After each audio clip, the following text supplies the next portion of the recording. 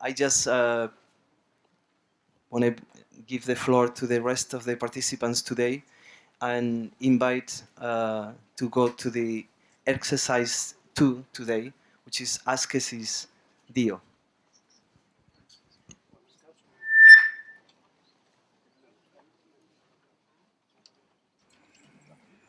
C'est extrêmement excitant.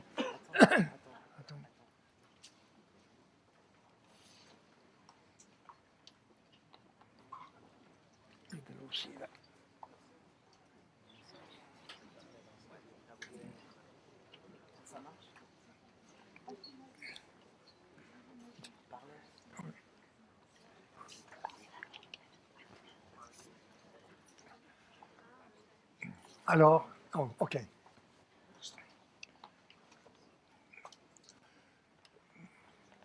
Moi, je suis un homme du XXe siècle, donc je suis un vieux. J'ai peut-être un exercice, j'ai fait un exercice de la liberté qui peut-être, il n'est pas quelque chose qu'on peut répéter. C'est quelque chose qui naît dans des conditions spécifiques, qui a des caractères spécifiques, déterminés par l'histoire, par les conditions générales de la lutte des classes et de la lutte pour les libertés. Et donc, je voudrais simplement essayer de construire ce qu'ont été les limites, si vous voulez, de notre lutte, de notre exercice de liberté. Je parlerai d'un point de vue assez subjectif, assez singulier, en mettant sur la table, dans cet espace, sur cette multiple table, voilà, ce qu'ont été des expériences de liberté, justement, conduites pendant ces dernières 60-70 années.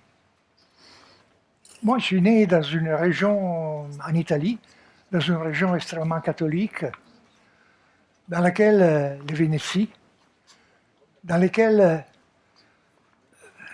la liberté était quelque chose qui était surtout un risque.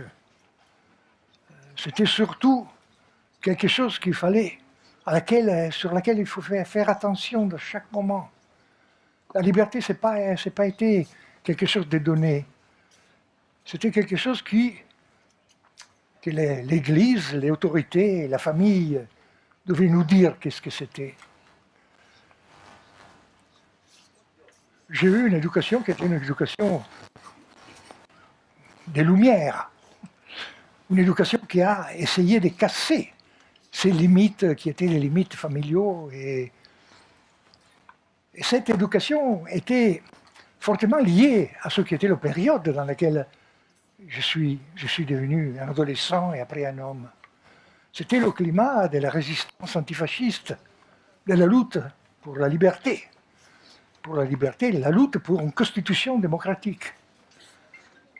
Et je dois dire que j'étais absolument imprégné, complètement prise par cette passion de liberté, une passion qui s'appelait justement lumière, droit pour tout le monde, capacité de se développer, capacité de construire avec les autres une communauté de sens et une société heureuse, dans quelque façon.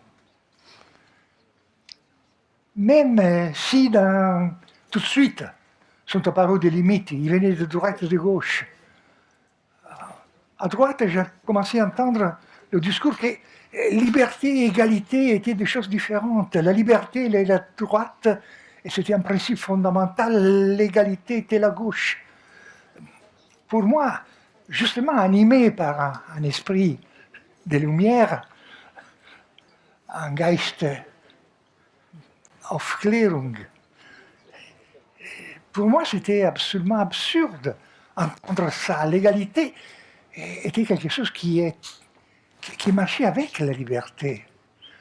La liberté, c'était quelque chose qui marchait avec la reconnaissance de l'autre, en tant qu'homme libre. Je ne pouvais pas imaginer qu'entre moi et les autres, il y avait des différences, des degrés dans l'exercice de la liberté. Et le problème de l'égalité, c'était justement ça. Et d'autre part, on avait des conceptions qui nous disaient que, un peu comme dans l'Église, non, que c'était seulement, si on se mettait tous ensemble, si on faisait masse, on pouvait comprendre ce que c'était liberté. Seulement si on avait la capacité d'articuler notre discours sur la liberté avec celui des autres à travers un contrôle du parti, un contrôle de la force, d'une force révolutionnaire qui était capable de nous affirmer la liberté. Et même ça, c'était quelque chose qui résonnait, justement, quelque chose d'injuste, d'indéterminé, là où nous, on cherchait d'exprimer notre liberté comme un choix libre, et quelque chose qui devait construire communauté. On ne voulait pas la trouver, ou l'avoir déjà déterminée. Et c'était pour ça qu'on a de plus en plus commencé à penser que cette liberté, comme on l'avait appris, dans laquelle on était né, dans laquelle elle avait quand même produit, je ne sais pas, une chose tellement importante comme a été la Constitution italienne, fondée sur le travail. Et à un certain point, on s'est aperçu que tout ça c'était des mots abstraits, que c'était une affirmation de liberté qui n'avait pas une expérience de liberté dedans, qui ne permettait pas de construire liberté. Et c'était un phénomène de génération. On a essayé de chercher la liberté. Et à partir des années 60, du début des années 60, on a commencé à aller, à partir après 1956, après la grande crise, la première grande crise du Parti communiste soviétique, on a commencé à aller aux usines. On allait devant les usines, on connaissait les ouvriers, on commençait à parler avec eux, on commençait à comprendre ce que c'était l'esclavage, certaines fois, mais dans tout cas, le manque radical de liberté des corps. C'était des gens qui avaient une journée de travail qui était quelque chose qu'on ne comprenait pas comment c'était possible de la répéter. C'était des journées de travail dans lesquelles ils sortaient complètement dépourvus de tout esprit vital, de toute capacité vitale. Il y avait une nocivité terrible dans les usines. Les gens sont tombés malades, de plus en plus. Moi, j'ai commencé à travailler à côté de Venise, dans une usine chimique, une grande usine chimique. Il y avait 15 000 ouvriers et 60 000 dans le groupe de ces usines liées l'un à l'autre. Et on a commencé à penser qu'est-ce que c'était les corps dans cette réalité. Et ces corps qu'il fallait mettre ensemble. C'était ça, ce qu'on a commencé à comprendre comme liberté. Une liberté des corps à agir ensemble contre ces journées de travail, cette nocivité, cette impossibilité de vivre, de survivre et pas de vivre. Et les luttes ont été des luttes qu'on a commencé à faire, et ont été des luttes extraordinaires. Ont été des luttes qui ont cassé le régime de liberté qui nous avait imposé. C'était des luttes qui ont éliminé l'usine, il faut le dire. On a fait 20 ans de luttes, les années 60 et les années 70, des luttes qui n'étaient pas simplement dans l'usine, mais c'était des luttes, des exercices de liberté dans la ville, parce que la ville était la projection de l'usine. La ville marchait sur les temps de l'usine. Il y avait des villes qui étaient formidables parce qu'il y avait seulement à 6 heures ou à 14 heures de l'après-midi ou à 10 heures du soir, les trams et les bus qui allaient, parce que c'était le tournage des ouvriers vers l'usine. Il y avait des situations dans lesquelles, justement, lutter signifiait investir directement la ville. Et nous, on investit. Et on investit parce qu'on pensait qu'avec les ouvriers, on pensait que ça, c'était juste pour exercer liberté.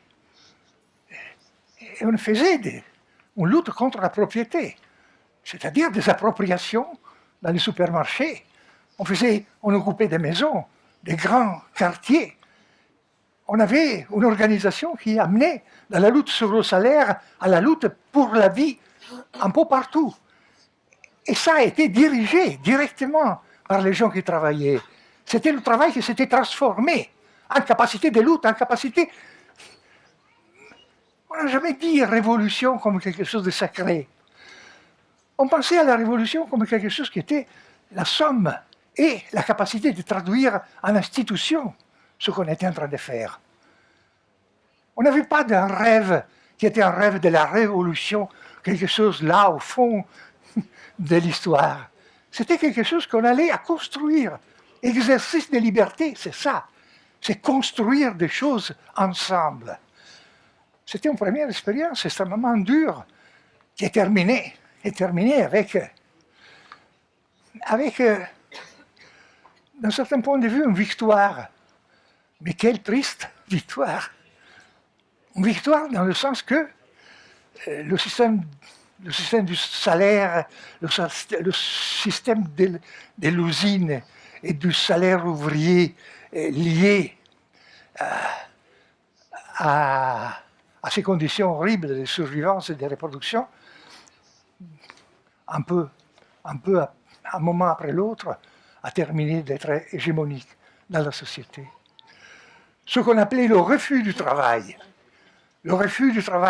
salarié, qui signifiait le refus de la subordination, était devenu quelque chose qui, au niveau justement de la classe ouvrière, est devenu importante et a posé un terme à ce qui était ce socialisme douceâtre qui nous disait qu'il y avait un progrès inévitable et continu.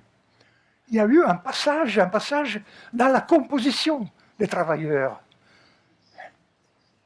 Si vous demandez en France, en Italie, en Angleterre, à gens ouvriers, aux vieux ouvriers, qu'est-ce qu'ils voulaient pour leur fils, ils ne vous auraient jamais dit on les veut ouvriers, eux aussi.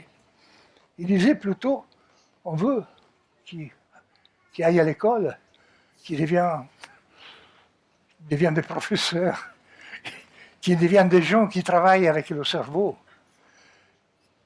Et c'est, je dis, une triste victoire, ce qu'on a eu, que les luttes de la classe ouvrière ont eu. Une triste victoire parce que, justement, la composition du travail, la composition de la production est totalement changée à partir des années 70. Mais c'était triste parce qu'il n'y a pas eu, et ça, c'est pas été la faute à nous, c'est pas été la faute à la classe ouvrière, il n'y a pas eu la capacité de la part des partis socialistes, des partis communistes, d'interpréter ce passage et donc d'ouvrir la possibilité à cette nouvelle composition cognitive et matérielle du travail, à cette capacité d'introduire dans le travail de la liberté. Ils n'ont pas eu cette capacité. Et là, ils sont finis. Ils sont morts. La gauche est morte après les années 70. Est morte avec le fait qu'ils ont détruit ce qui a été la résistance, qui est dans ces années décisives dans l'histoire du monde occidental. C'est déterminé. Et ça, c'est justement le moment dans lequel moi, mais 30 000 autres camarades comme moi, on est en prison en Italie, et dans lequel on a eu la nécessité de commencer à exercer la liberté dans une forme différente, étant donné qu'on était fermé, en prison. Oui, il y avait des rébellions, il y avait la capacité de maintenir la lutte aussi dans la prison, de rendre impossible même la prison pour les patrons. Mais je pense que le grand exercice de liberté, c'est qu'on a commencé à étudier, on a commencé à travailler, on a commencé à faire ce que c'est peut-être la dignité qu'on peut avoir dans une prison. Moi, par exemple, je suis mis à étudier Spinoza. Pourquoi Spinoza? Parce que c'était quelqu'un qui avait travaillé dans une période noire de l'histoire du monde, dans le XVIIe siècle, dans laquelle l'absolutisme souverain était en train de gagner un peu partout. Et il y avait cette petite province qui était les Pays-Bas, dans laquelle une liberté républicaine, la multitude était à la base de la démocratie, et était interpellée en tant que multitude, c'est-à-dire en tant qu'ensemble de singularités. Et ce personnage qui a eu la capacité de penser la démocratie dans le moment même dans lequel toute la culture, la grande culture occidentale européenne était en train de construire ce nouveau fétiche qui était celui du royaume, c'était celui de l'absoluté, de la souveraineté. Bon, ce mec-là, ça me paraît intéressant à étudier, à approfondir. Surtout parce que il pensait que la liberté était vraiment quelque chose de fondamental. On dit que le philosophe de la nécessité, c'est pas vrai. Il dit simplement que c'est nécessaire ce qui est donné. Mais tout ce qui se passe après, c'est pas nécessaire. On le construit, nous, avec des actes de liberté qui deviennent nécessaires. Et ce processus de liberté est un processus qui est organisé autour de l'imagination. D'une imagination qui passe de notre capacité naturelle, de notre besoin naturel, de nos conatus, jusqu'à s'organiser dans des désirs qui sont toujours des désirs collectifs, avec les autres. Et cette liberté, après qu'elle est née dans notre corps en tant que besoin des autres, après qu'elle s'est développée en tant que désir de quelque chose, elle arrive à être amour. Il s'imagine une société d'amour.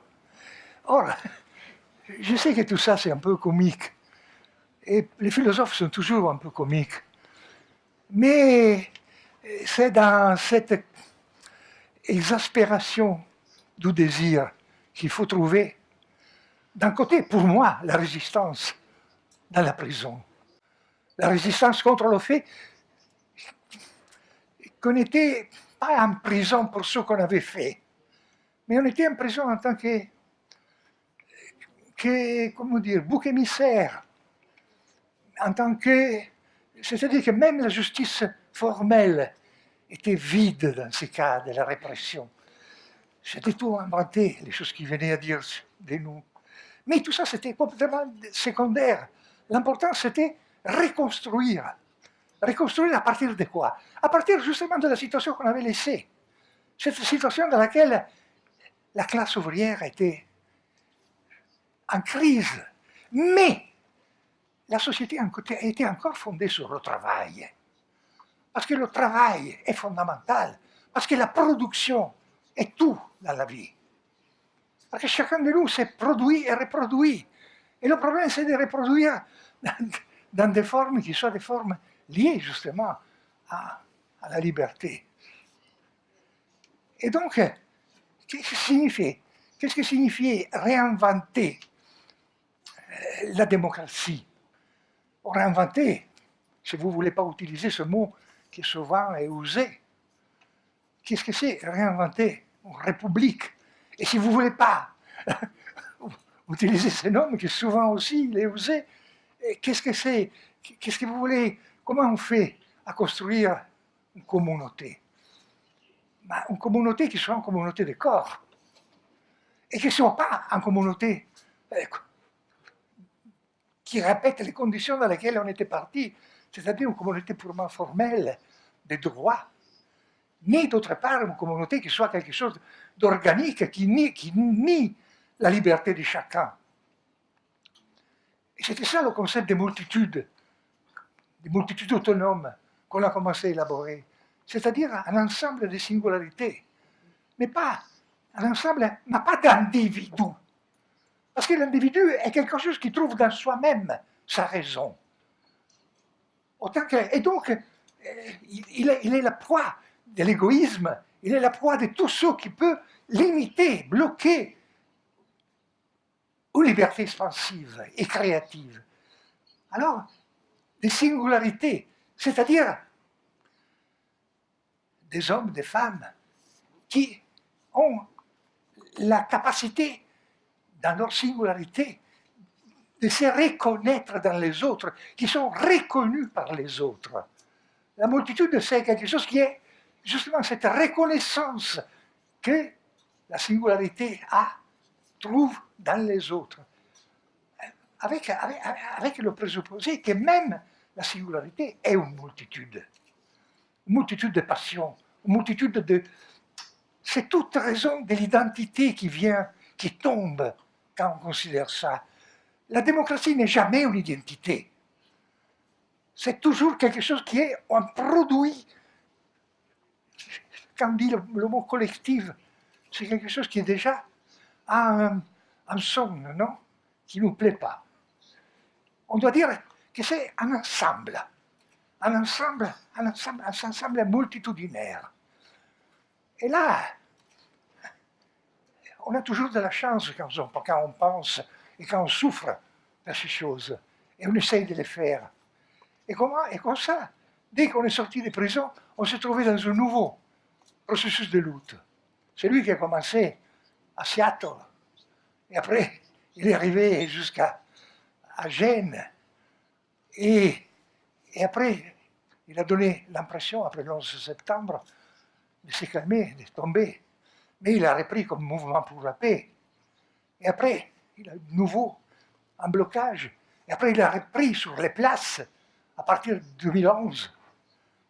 C'est-à-dire qu'exactement ce désir qu'on avait de liberté, cette nécessité de développer ce concept de liberté avec les corps, avec la réalité, une réalité touchée et construite, et là, on a commencé à nouveau à retrouver ça.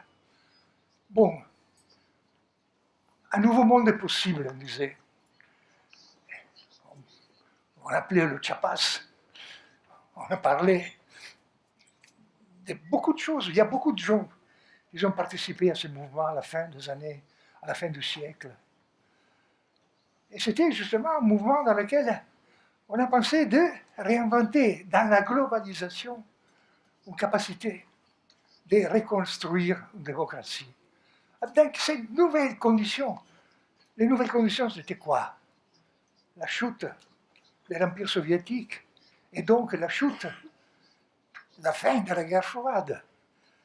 Donc, l'impression que le monde était unifié d'un point de vue économique et qu'il cherchait ce monde reconstruit, à chercher une norme, une loi, une forme dans laquelle pouvoir s'organiser. C'était une demande profonde. Et c'était une demande à laquelle on comprenait très bien que le libéralisme, le néolibéralisme, les anciens patrons voulaient à tout coup, non, reprendre le commandement sur ça.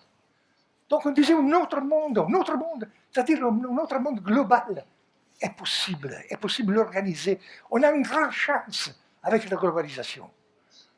On a la possibilité de transformer ce qui est l'internationalisme socialiste d'OTAN, non, de le transformer aujourd'hui dans une arme, non, pour reconstruire une communauté qui s'élarge, non, vers des équilibres globaux. Et autre condition, c'était le changement de travail. le travail qui n'était plus le travail d'aller à l'usine, mais c'était le travail de travailler avec son ordinateur dans la communauté, dans laquelle on travaillait toujours en commun, dans l'usine même, dans les usines qui restaient, qui étaient complètement transformées, dans laquelle entraient des gens qui avaient... n'étaient plus une force de travail indiscriminée, c'était une force de travail toujours qualifiée, mais qualifiée d'un point de vue spécifique, singulier. Parce que la productivité naissait et peut naître seulement quand on met ensemble des différentes formes de production et des différentes capacités de produire. Et c'était sur ça qu'on essayait de comprendre qu'est-ce que signifie aujourd'hui démocratie. Parce qu'on ne peut pas faire une démocratie sans produire. Il faut comprendre bien la démocratie, ce n'est pas un mot. La démocratie, c'est une forme de vie. Et pour vivre, il faut produire. Pas pour la consommation, mais pour survivre, pour se répéter, pour inventer de belles choses, pour faire documenta. Et c'est ça la raison sur laquelle ce nouveau mouvement est monté. Et il y a beaucoup de gens qui... Et a déterminé une continuité qui est devenue toujours plus profonde. Et regardez bien, quand à partir de 2011, les places Occupy, sur place Zuccotti, et après le mouvement du 15 mai, et après dans toute la Méditerranée, une série de mouvements qui ont reconquis, qui sont partis de la place, de l'occupation d'un espace. Regardez bien, c'est un passage énorme ce qui a été fait. C'est-à-dire, ils ont commencé à dire, la démocratie, ce n'est plus quelque chose du futur. Ce n'est pas seulement ça. C'est surtout être là.